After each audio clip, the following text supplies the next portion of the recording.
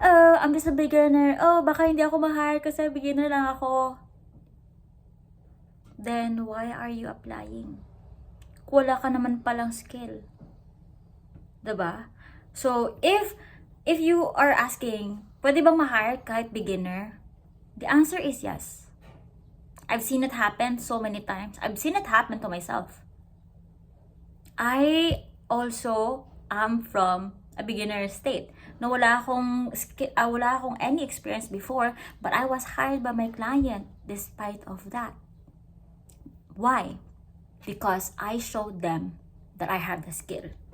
Okay? So, this client, they are looking for people that will help them out for their business.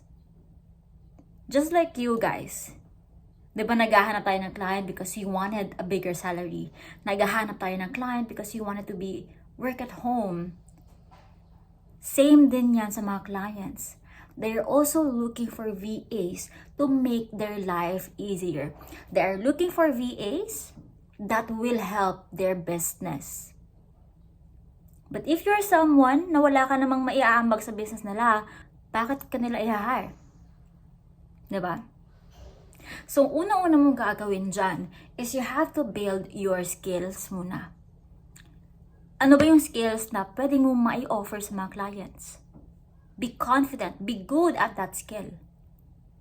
Second, build a portfolio to show that you actually can do these skills. Example, sa creative ka, diba? You wanted to be a graphic designer or a video editor. So what you will do is put it on a portfolio. Show them your editing skill. Show them your graphic style. Before ka nila i-hire. Okay? So if you're someone here na, baka hindi ako ma-hire kasi beginner pa ako, bakit ka may ganyang mindset? Is it because you are not confident enough with your skill? If you are not confident enough with your skill, well, do something about it. Be good at it. Practice, practice, practice. Study it more. Hindi ka confident kasi hindi ka confident about your knowledge. Hindi ka confident about your skill.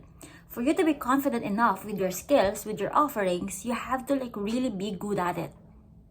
Because if you're good at it, no, hindi ka na magdadalawang isip if i-hire ka nila or hindi. So, go ahead and build your skill. Be good at it. Show it on a portfolio. And then show up. Apply. Saka mag-apply. Huwag ka muna mag-apply kung hindi ka pa confident. Huwag ka muna mag-apply kung wala ka pang skills, of course. Yun lang.